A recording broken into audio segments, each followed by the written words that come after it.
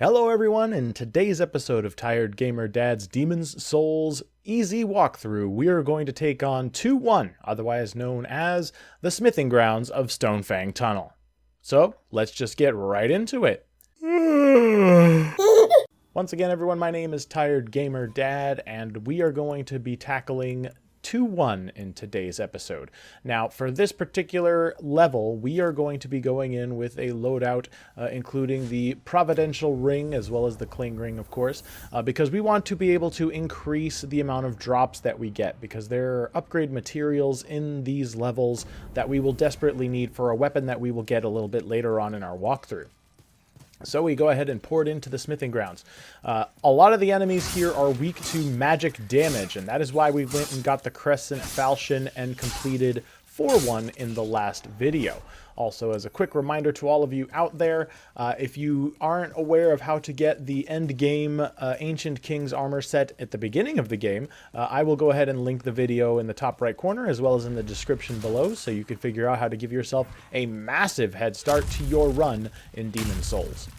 So for this, you're going to see a couple of jabronis throwing large boulders down at you. It's pretty easy to time and dash through. Now, I go ahead and go activate the crank here to go up because there are some soul consumable items, which is the most important item we're going to look for throughout all levels in our walkthrough, because they give us additional souls upon use, and that allows us to level up just a little bit faster, and it's always important for a newer player to be as high of a level as possible when going through the game. Here we come across our first Fat Official. These guys throw a lot of fire damage around and sometimes do some melee. Dealing with them is just a matter of throwing magic spells at them and not getting hit with fire attacks like I did. One telegraph thing is when he rubs his belly and throws a fire attack, but that allows him to usually throw 2, sometimes even 3 fire attacks consecutively. But they will eventually die, and they do give a very nice hefty amount of souls, and they also drop Full Moon Grass, which is a huge healing item, especially early on in the game. You can see I picked up a Crushing Battle Axe there, not necessarily something we need for our build, but just nice to have, as well as that Renowned Warrior Soul that I mentioned before as a soul consumable item. Now here I'm going to do some daredevil antics. You by no means have to do this, so by all means be patient with tumbling around. As you can see, I almost fell to my death right there, and that would have been just hilariously bad. So the idea behind this particular area, the Smithing Grounds, is we are trying to get to the lower levels of the Smithing Grounds. But to do that, we have to kind of do a couple of jump through a few flaming hoops, if you will, get a couple of checkpoints to be able to access that lower area of this particular level. There are a lot of undead, creepy miner dudes here, and a few of them you're going to notice carry a satchel with them. Those particular enemies, when defeated, drop a lot of upgrade materials in the form of a hardstone and sharpstone shards, which we don't really need for our build, but it's still nice to have in case you want to upgrade a non-magical, or eventually when we get to it, a non-fire weapon, so that you can deal a little bit more just straight up physical damage. As you can see, I'm practicing also a great area to practice your backstabbing and positioning, because a lot of these miners just will pay you no mind and will just simply happily eat all of the attacks you have, so it's a good idea to get some practice in. There is a Fat Official up ahead that's going to be dropping down some fire on me, and I'm not quite sure how he was able to see me with that kind of range. I don't believe I've ever really had that happen to me on previous playthroughs, but it's alright. There's going to be a little bit of a dog ambush, so there will be some doggos coming at you, as you can see here. And then there will be an additional Fat Official, this time in the lower... Oh goodness, I almost died here. In the lower area of the little walkway there. As you can see, you can also throw some magical spells around, keep at range, whatever makes you feel comfortable with dealing with these types of enemies. But we're going to go ahead and zoom up just a little bit. This level is very long-winded, and I want to make sure I condense the video down as best I can so that I don't bore you to tears. Just know that there is a lot of twisting and turning, and it's kind of easy to get turned around and get lost in this level. So we're going to go ahead and zoom things up, and I'll slow things down again when I'm ready to talk about more stuff.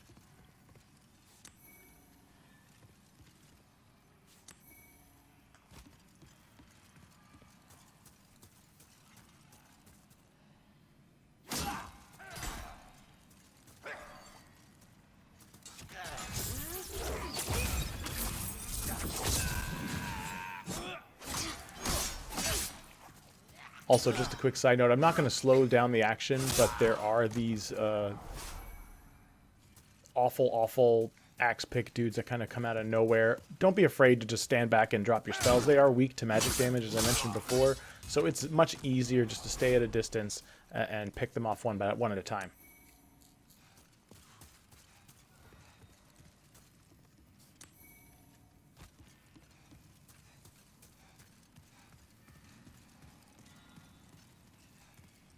All right, now that we get to this wide open area here, we will slow things up.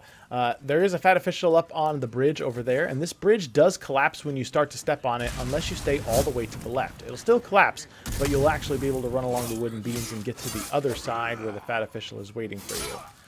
He's going to try to throw some fire damage and maybe some physical attacks at you. You just kind of sway side to side. Just make sure you watch your health here, because since that is fire damage, your heater shield, if that's what you're using, isn't going to really absorb that much of the damage. So you're still going to eat a little bit of health, see your HP dwindle a little bit there. But there is a Renowned Hero Soul, which is a great soul consumable item, which we always want to have more of. And then from here, we kind of just drop down, take out... You see that one guy off to the right was holding that one of those satchels that has all those upgrade stones. There's quite a few of them. And then if you notice that one fat official dropped official's gloves, if we can get an entire set of fat official clothing, that will help us much later in the walkthrough when we get to 1-3. But our main focus here will be this lever. The lever will open up the gate that was located next to that drawbridge with the fat official, so we can actually bypass that area. We just need to get back to it.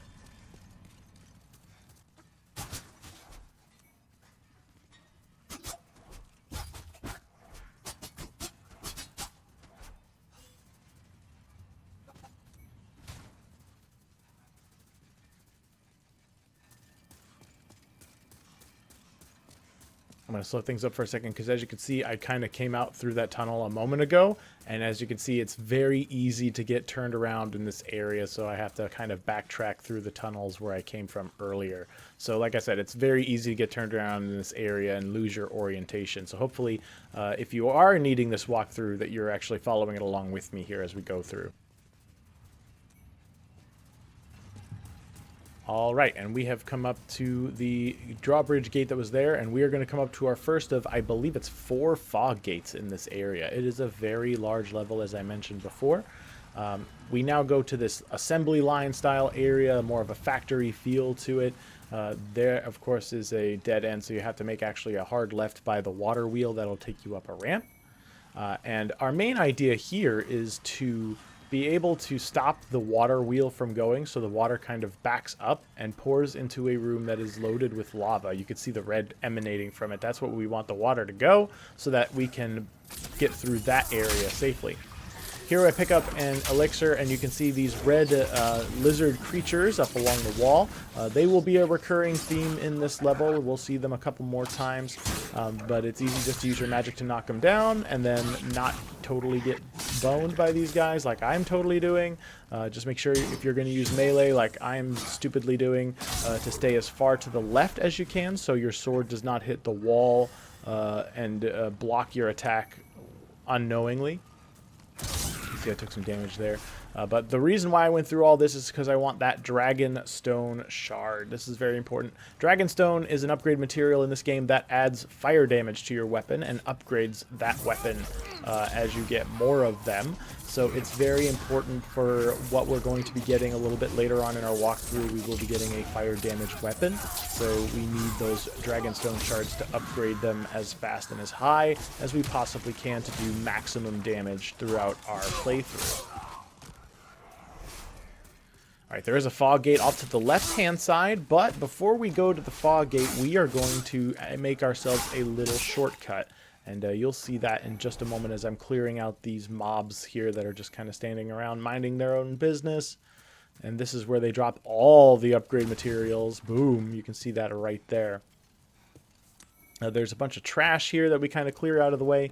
There's another crescent moon grass item to pick up, which is great for recovery. And then there's this wheel, which will rotate the wheels around. And sorry if you heard that ding on my notification on my PC, but that is actually a shortcut. So in the event we die, we can just head straight, and instead of going where the boulder throwing goons were, we can keep going straight where I started the level, and that'll bring us right back up to this area.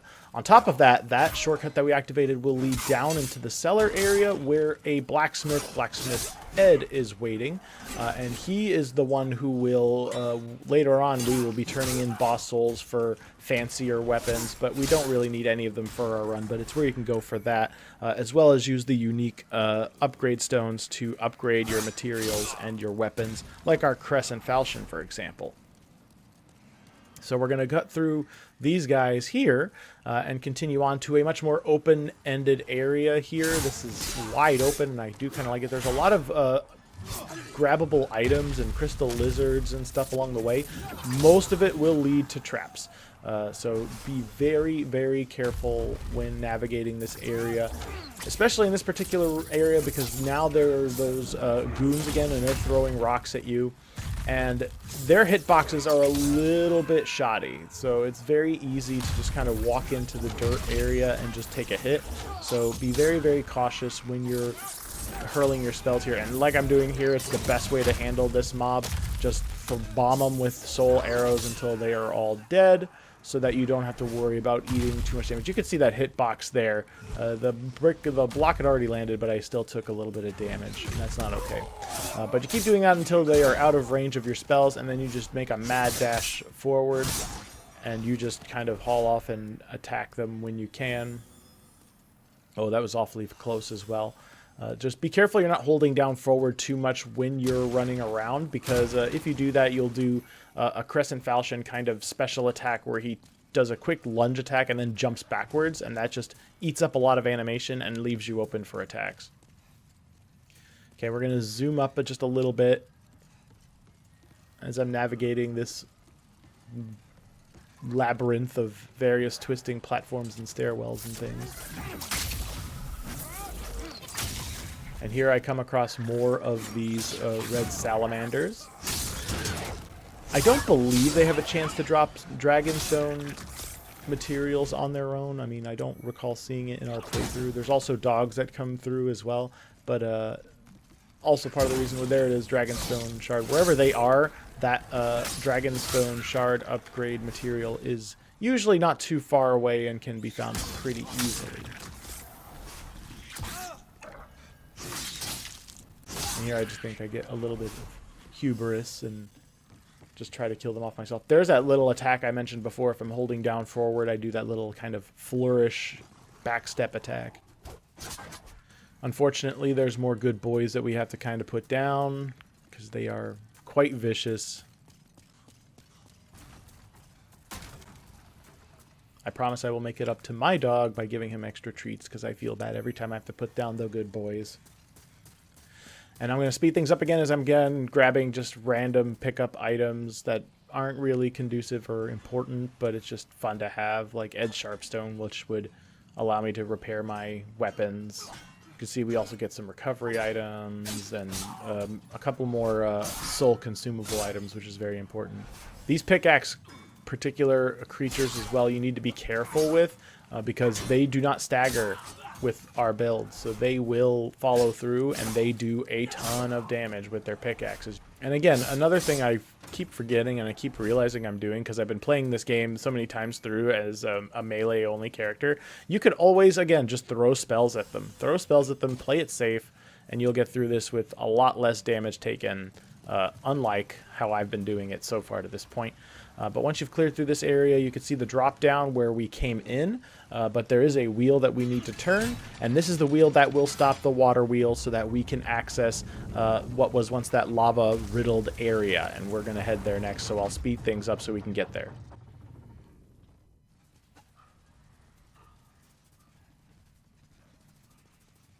Okay, so as you can see here, the lava has dissipated, and we can now cross this area safely. Again, there's some Sharpstone shards, some recovery items, just nice to have items here. And now we are coming up to a stairwell leading upstairs and towards our next fog gate.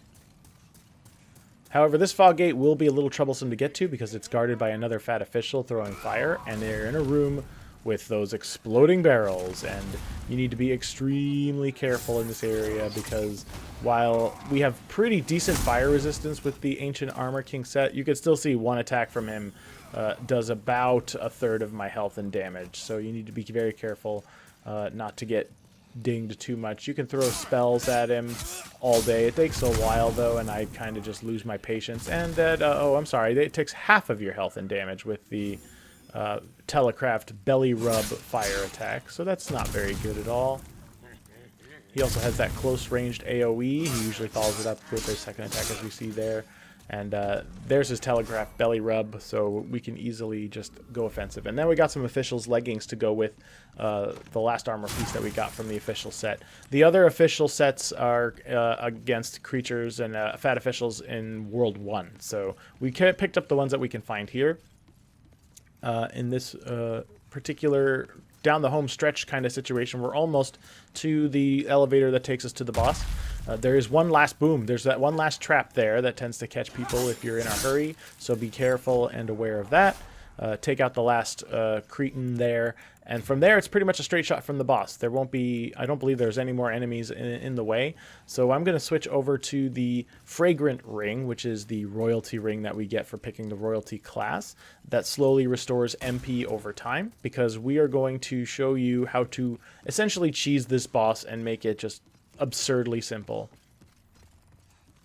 To also help with our cheese strategy, we're going to grab this item here. It's the Crisp Blade. The Crisp Blade is a dagger that, when held, and if you have a talisman in your other hand, it actually increases the damage of magical spells. So you don't really use the Crisp Blade to attack per se as much as you are. It's just kind of like a buffing item. So it's good to have when you're going to go ham with magic against, especially against bosses, because it deals quite a bit more damage otherwise than without the Crisp Blade. So we take the elevator down. You can see various spider webs all over the place. That should be a pretty obvious sign of things to come.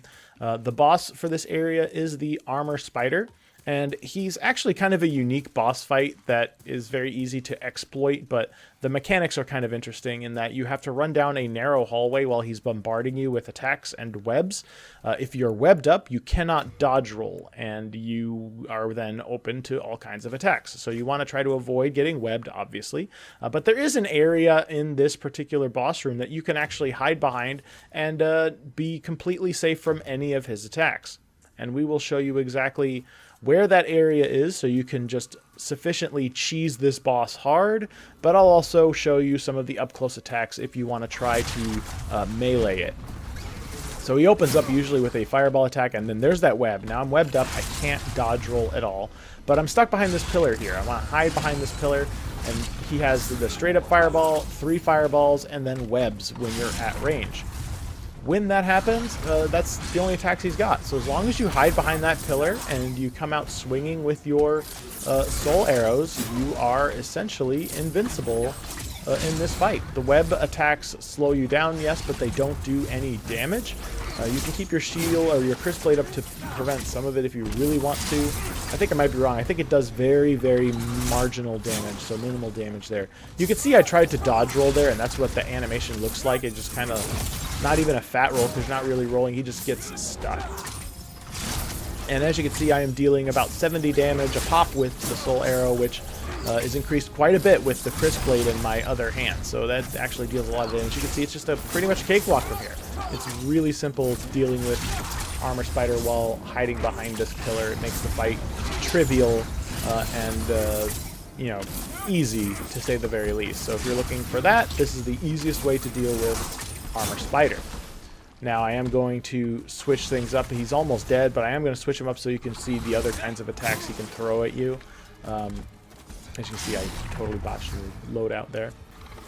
But the idea and how the fight is, you know, how I'm sure the developers wanted this fight to go, is you want to run all the way across the hallway as fast as you can against the fire onslaught and the webs that he shoots at you. As you can see, I'm webbed up here. I'm finally able to move. I tuck and roll through the flames, and then from here, when he's up close, he has a couple of different attacks. He has that side swipe attack that you can dodge roll through or block. You can see that I blocked it there, and with the heater shield, we block all that attack. And then he has that coming down smash that as long as you stay directly in front of him, you won't get hit. And that's pretty much it. If you go right up and melee him at the start, eventually he'll get mad and dump a bunch of oil on the floor. And when that happens, you have to immediately run in the opposite direction as fast as you can, because he'll light the whole floor on fire. And if you get caught in those flames, it will kill you. Like it's a death sentence from there. So with that, we get the Hard Demon's Soul, which we can actually consume to gain more additional levels if we wanted to. We don't really need it for our build. But aside from that, we travel back to the Nexus and we do our normal upkeep, which of course is store all of our extra items we don't need with Stockpile Thomas. We upgrade and repair items through the blacksmith, and then we consume all of our soul items and level up with the Maiden in Black. And then once those three things are done, we suicide so that we don't die in human form in any of the worlds, which would make our lives more difficult, because then the world shifts to black tendency, which makes the enemies stronger, obviously. And that's the long and short of 2-1. I hope you enjoyed this video. If you did, I kindly encourage you to like and subscribe and comment on the comment section below. And I look forward to seeing you in our next episode. So until then, I hope you have a great rest of your day wherever you are. Stay safe, and I'll see you in the next video.